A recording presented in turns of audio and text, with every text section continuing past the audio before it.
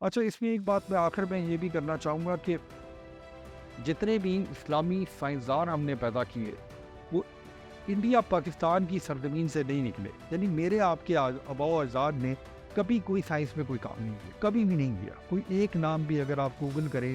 تو کسی انڈیا یا پاکستان یا بنگلہ دیش یا انڈین سب کانٹیننٹ میں رہنے والے کسی مسلمان کی کوئی سائنٹیفک اچیومنٹ ہسٹوریکلی تھی نہیں. تو میرے آپ کے پاس تو وہ سفید گھوڑا بھی شاید نہیں ہے جس پہ باقی مسلمان سوار ہیں. میرا نام عمران ہے اور آپ سن رہے ہیں میری سوچ. میں نے اپنے ایک پچھلے بلاگ میں یہ بات کی تھی کہ پاکستان میں جو سوشل میڈیا پہ کنٹینٹ اویلیبل ہے، جو ہمارے سوشل میڈیا کے انفلوئنسرز ہیں، اور اس کے علاوہ بھی ایسے لوگ جو پاکستان میں تدریس یا تعلیم یا سائنس کے بھی شعبے سے تعلق رکھتے ہیں، وہ آج کل بہت زیادہ فلسفے کے اوپر، فلسفی کے اوپر یا ہسٹری کے اوپر بات کر رہے ہیں. اور ہمارے نوجوانوں کو سائنس کے اوپر اور سائنسی تحقیق کے اوپر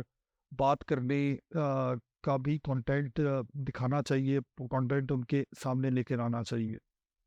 تو آج کا ولاگ جو ہے وہ کچھ نئی اور پرانی باتوں کے اوپر، اور اس بات کے اوپر کہ سائنس اور ٹیکنالوجی کے میدان میں پاکستان کے لوگ اور مسلمان کیوں بہت پیچھے رہ گئے. تو آج میں کچھ قدیم باتیں آپ سے کروں گا، کچھ نئی باتیں کروں گا، اور کچھ بالکل ماڈرن ٹائم کی بات آپ سے کروں گا. پاکستان میں یہ جو لوگ رہتے ہیں، جو پڑھتے ہیں، وہ عام طور پہ یہ بات کرتے ہیں کہ مسلمانوں کی یہ بہت کنٹریبیوشن ہے سائنس کی، اور جو ویسٹرن سائنس ہے اس کی جو شروعات ہے وہ شاید مسلمانوں نے کی تھی، اور اس میں مسلمانوں کی بہت بڑی کنٹریبیوشن ہے. اور ہم اس بات کو اون کرتے ہیں جیسے کہ یہ کنٹریبیوشن جو ہے وہ کوئی ہمارے آباء و اجداد نے کی ہو. یہ بات بہت حد تک صحیح ہے کہ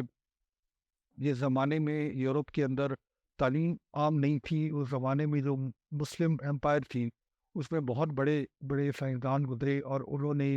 سائنسی تحقیق کی. چند نام جو آپ چونکہ اس بات کو اون کرتے ہیں میں آپ کے سامنے لوں گا، اور مجھے یہ آئیڈیا ہے کہ بہت سے پاکستانی نوجوانوں کو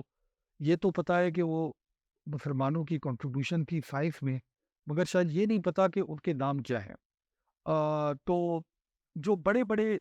مسلمان سائنسدان گزرے ان کے اندر الخوارزمی،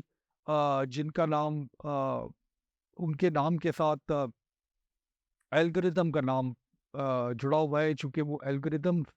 کے موجد تھے. انہوں نے الگوریدمس اور الجبرا کے اوپر بہت بڑا کام کیا. ابن سینا جو میڈیسن کے اندر بہت زیادہ ان کا پیوٹل کام تھا، اور ابن سینا جو ابی سینا کے نام سے ویسٹ میں مشہور ہے، آج ان کی جو تحقیق ہے وہ شروع میں جو میڈیکل کے اسٹوڈنٹس ہیں ان کو آج بھی پڑھائی جاتی ہے. آپٹکس کے اندر الکندی کا بہت بڑا کام تھا. اس کے علاوہ جو ہے وہ ناصر الطوسی نے میتھمیٹکس میں بہت کام کیا، اور ابن رشد ایویروس کا بہت بڑا کنٹریبیوشن ہے سائنس میں. ابن خلدون جن کو میں نے بھی بہت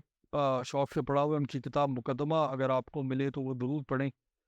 سوشیولوجی کے اوپر ان کا بہت سا کام ہے. اور اس کے علاوہ الرازی ہیں جن کا ہم اگین بہت بڑا کنٹریبیوشن رہا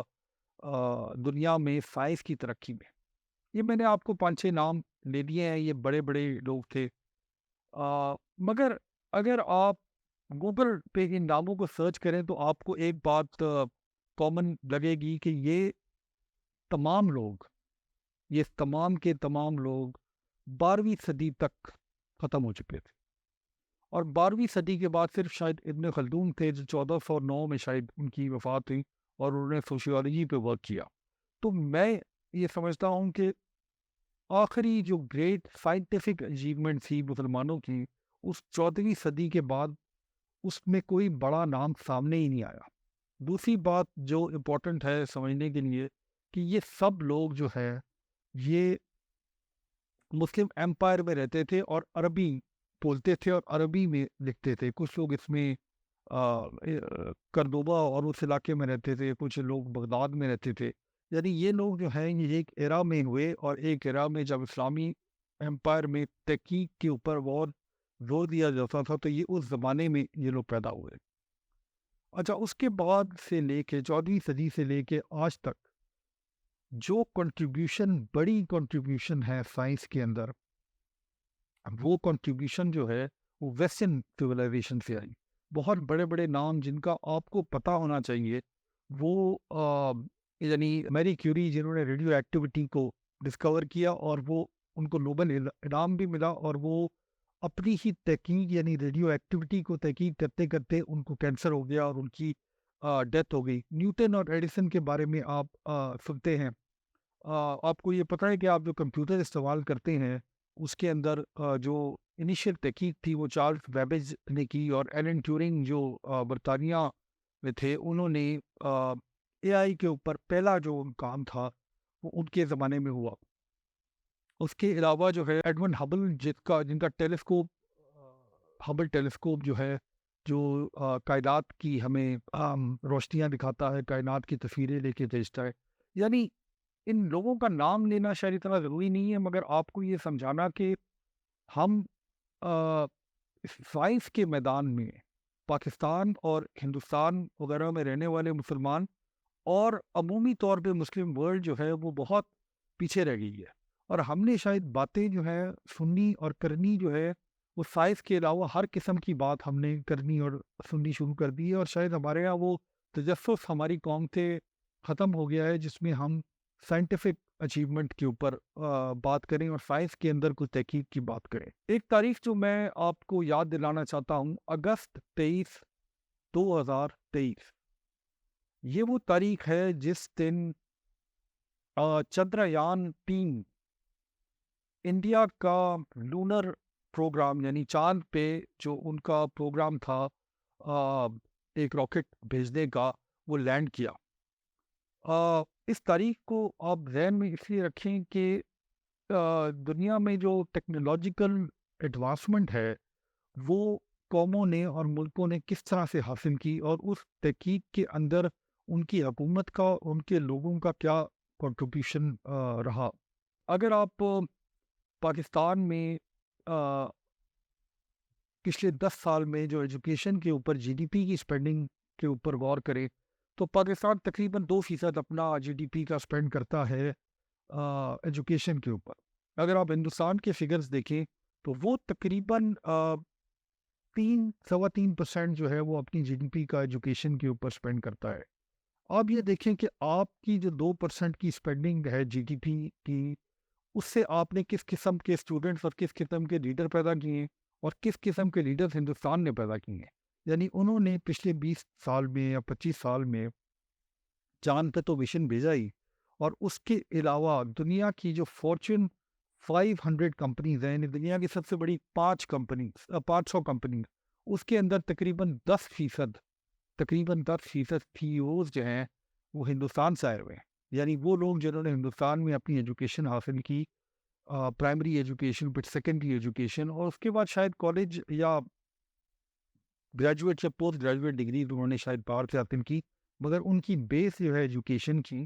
وہ اپنے ملک میں ہی بنی. گوگل کا سی ای او، مائکروسافٹ کا سی ای او، یہاں تک کہ اسٹار بکس جو بہت مشہور کافی ہے اس کا سی ای او بھی ہندوستان سے ہے. تو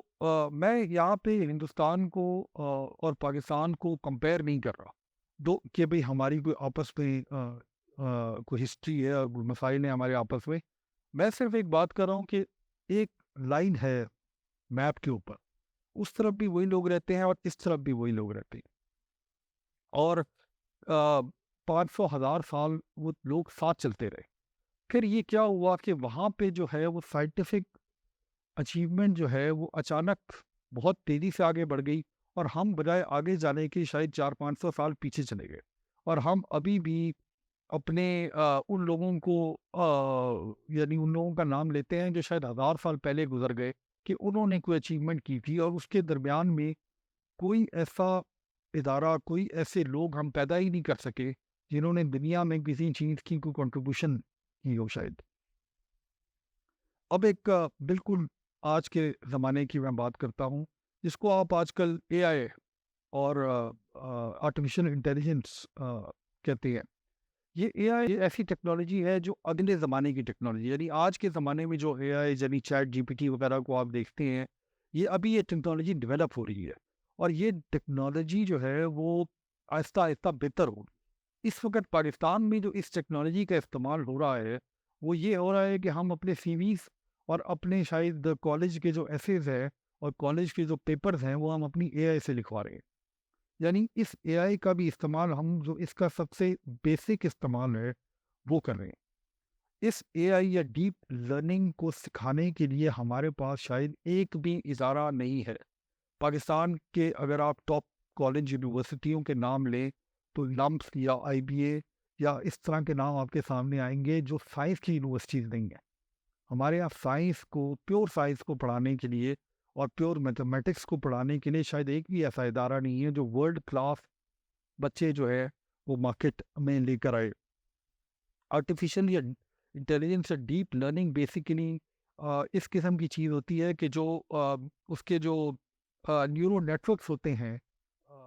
آرٹیفیشیل نیورو نیٹورکس جو ہوتے ہیں کمپیوٹر کے، ان کے اندر جو پروسیسنگ پاور ہوتی ہے وہ اتنی زیادہ بڑھا دیتی ہے کہ وہ پروگریسولی جو ہے وہ ڈیٹا جو ہے وہ اپنے یوزر کو لا کے دیتی ہے. میں جو کہ سائنسدان نہیں ہوں تو میری عام کی انڈرسٹینڈنگ میں آرٹیفیشیل انٹیلیجنس جو ہے وہ ڈیٹے کو پروگریسولی جو ہے وہ نکالتی ہے اور اپنے یوزر کو وہ ڈیٹا جو ہے وہ اپنی نیورو نیٹورک سے نکال کے دے دیتی ہے اور وہ ممک کرتی ہے انسان کی عقل کو.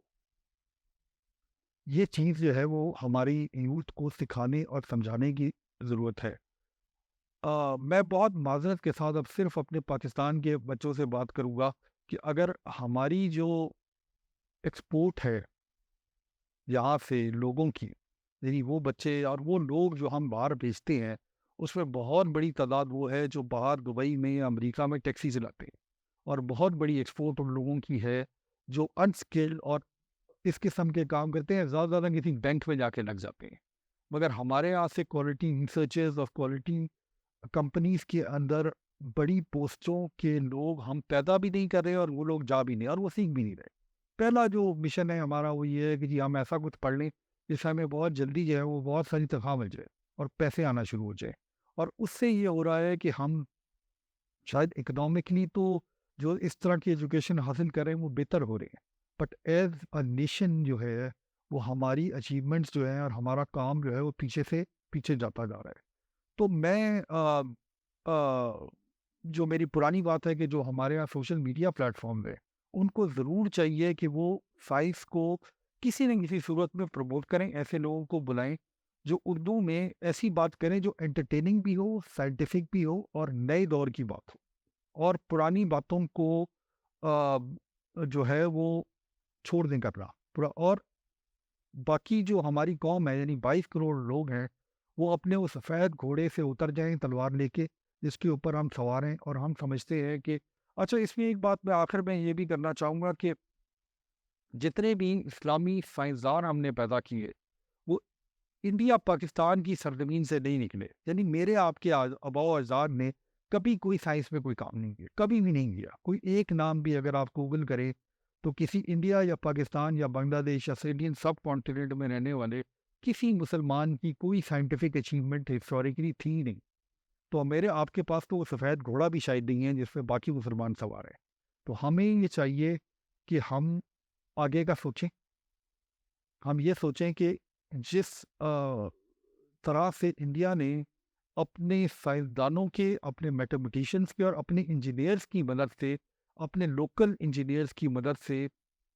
چاند پہ لوگ بھیج دیے ہیں، چاند پہ اپنا مشن بھیج دیا ہے، اور جس طرح سے ان کے سسٹم سے نکلے ہوئے بچے دنیا کی بڑی بڑی کمپنیوں کو چلا رہے ہیں، تو یہ کوئی وجہ نہیں ہے کہ ہم بھی 10-15 سال کی محنت سے یہ اچیو نہ کر سکیں. بہت شکریہ.